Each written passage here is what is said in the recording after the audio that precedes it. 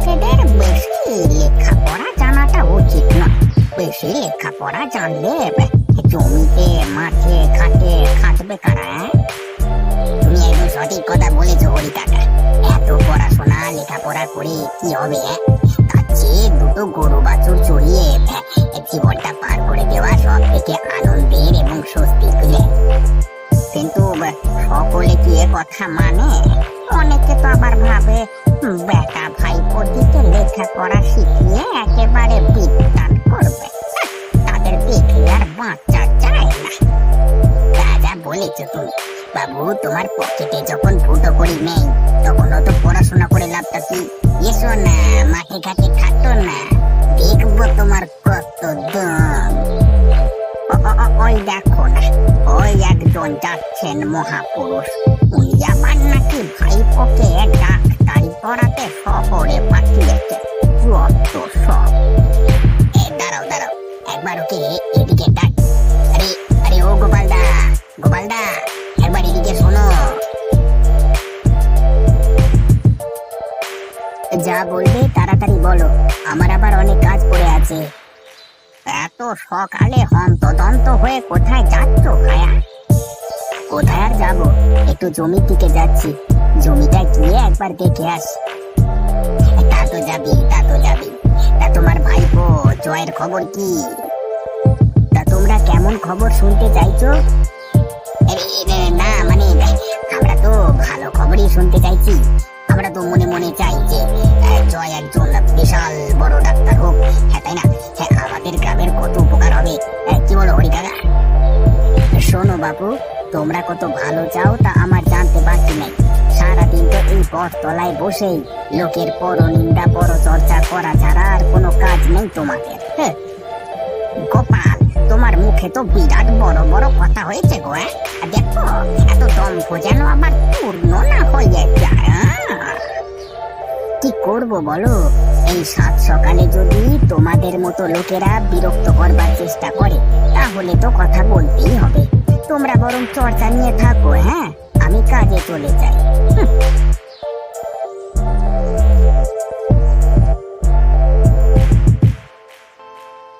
গিন্নি, তোমার কি ঝাড়ু দেওয়া শেষ হলো?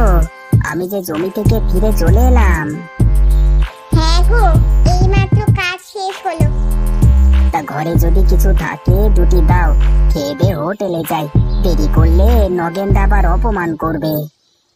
হ্যাঁ গো, তুমি দাওয়ায় বসো, আমি খাবার এনে তোমাকে দিচ্ছি।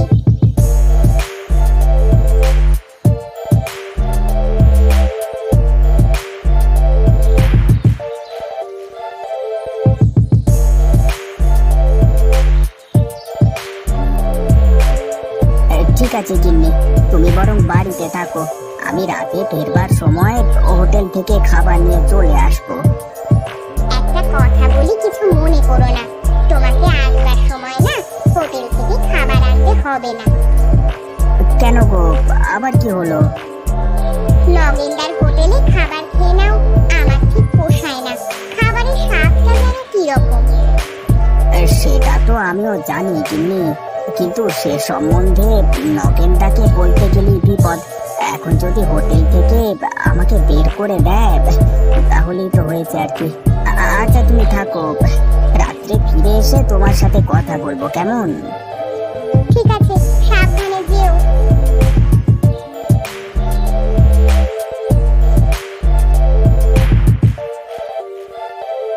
সকলে একে একে আসুন, তাহলে আমার একার পক্ষে দেওয়া সম্ভব হবে না।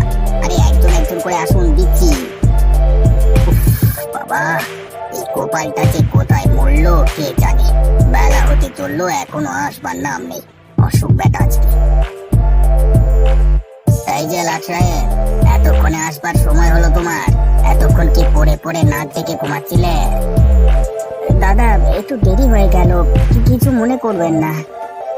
নাও নাও, এবার দাঁড়িয়ে দাঁড়িয়ে আমার মুখ না দেখে খদ্দেরকে খাবার দিতে শুরু করো।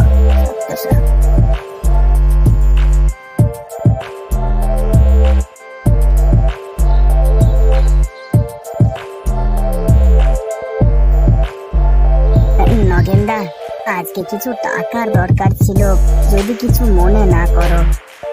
তা গোপাল, একে তুমি কাজে দেরি করে আসো, তার উপর মাসে তুমি 2-3 বার করে টাকা চাইবেই চাইবে। এইরকম করলে তো তোমাকে আর এখানে রাখা চলে না, তাই না?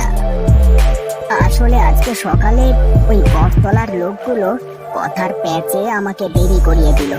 আর তাছাড়া টাকাটা পেলে ঘরের কিছু কিনে নিয়েও যেতাম।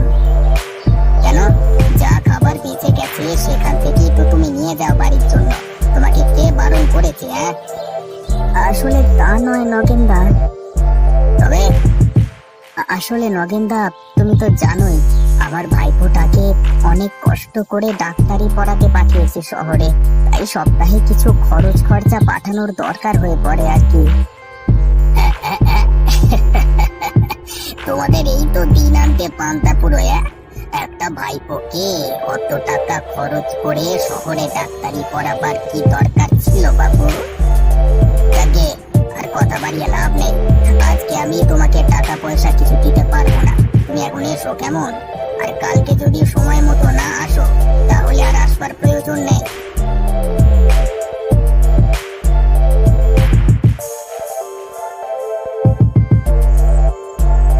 কি গো, কি হলো তোমার? শরীর খারাপ লাগছে নাকি? মাথা ধরেছে? কি গো, কি হয়েছে বলবে তো নাকি?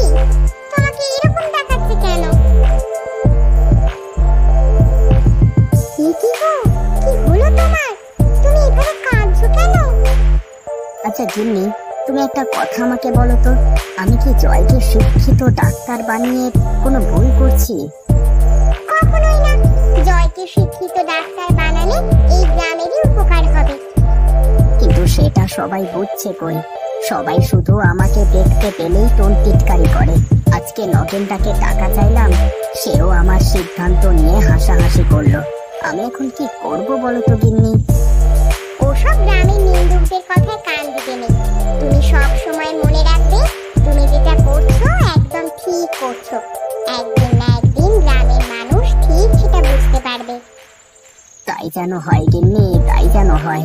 তোমার কথাই যেন সত্যি হয়। সময় সকলকে ঠিক উত্তর দিয়ে দেবে। তুমি এখন মন খারাপ না করে উঠে এসে বসো। আমি আজকে কিছুটা মাংসের ঝোল করেছি, এসো আমরা দুজনে খেয়ে নিই।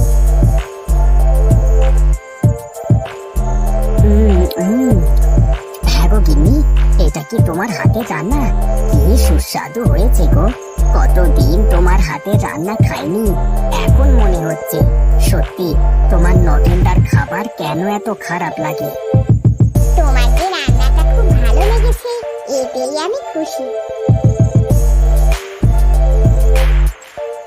গিন্নি, আমার মাথায় একটা পরিকল্পনা এসেছে। এখন তুমি যদি হ্যাঁ করো। কি পরিকল্পনা গো? একদম সঠিক সিদ্ধান্ত নিয়েছো তুমি। তাহলে কালকে থেকেই আমরা কাজটা শুরু করে দিই।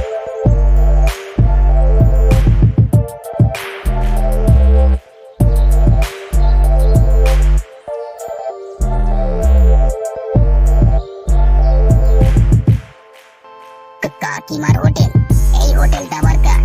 রাতারাতি এখানে খুললো কি করে?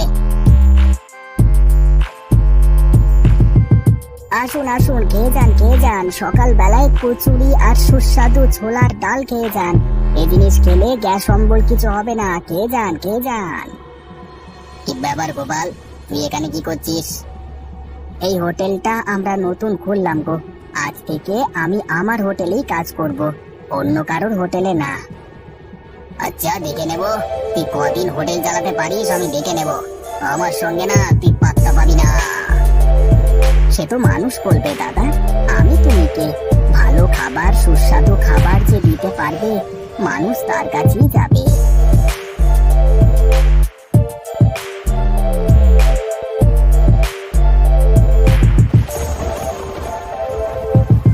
আরে খেয়ে যান খেয়ে যান। এই বর্ষার দিনে গরম গরম খিচুড়ি আর হাঁসের ডিম ভাজা খেয়ে যান খেয়ে যান। কাকা কাকিমা, কেমন আছো তোমরা? জয়, তুই এসেছিস? তুই যে এমন সময় আসবি আমরা ভাবতেই পারিনি। আসলে তোমাদেরকে একটু চমকে দেওয়ার ইচ্ছে ছিল, কিন্তু তোমরাই তো আমাকে চমকে দিলে। এই হোটেলটা খুললে কবে? সে অনেক কথা রে বাবা, তোকে অন্য সময় সবকিছু বলবো। বাবা জয়, তুই কি ডাক্তার হয়ে গেছিস? হ্যাঁ কাকিমা, আমি একদম ডাক্তার হয়ে ফিরেছি। আজকে থেকে আমি গ্রামের মানুষের সেবা করতে শুরু করব। এবার আর রোগ ব্যাধি বাঁধলে ভয়ের কিছু নেই। আয় বাবা, এখন তো ঘরে কেউ নেই, আমরা তো সবাই এখানে। তুই এখানে এসে বসে এক প্লেট গরম গরম খিচুড়ি খা। হ্যাঁ কাকিমা, তাই দাও, প্রচন্ড খিদেও পেয়েছে। ওদিকে তোমার হাতের খাবার কতদিন খাইনি।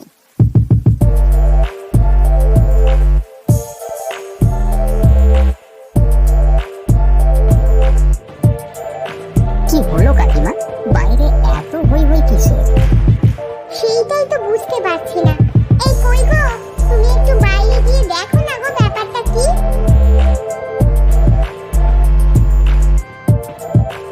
আরে কি হলো সুকেন্দা, হরি কাকার মাথা ফাটলো কি করে? আর বলো না ভাইয়া, এই বৃষ্টির মধ্যে রাস্তাঘাট এত স্লিপ হয়েছে, ওই স্লিপ খেয়ে পড়ে গিয়ে মাথাটা ফেটে গেছে আর কি। তা এখন ওনাকে নিয়ে চললে কোথায় তুমি? কোথায় যাচ্ছি মানে, পাশের গ্রামে যাচ্ছি ডাক্তারের কাছে। মাথা সেলাই করে ওষুধ দিতে হবে তো। তার আর কোনো দরকার নেই সুকেন্দা, আমার ভাইপো জয় আজকেই ডাক্তার হয়ে শহর থেকে ফিরেছে। ওই হোটেলের মধ্যে এখন সে বসে আছে। তুমি হরি কাকাকে নিয়ে ওখানে চলো।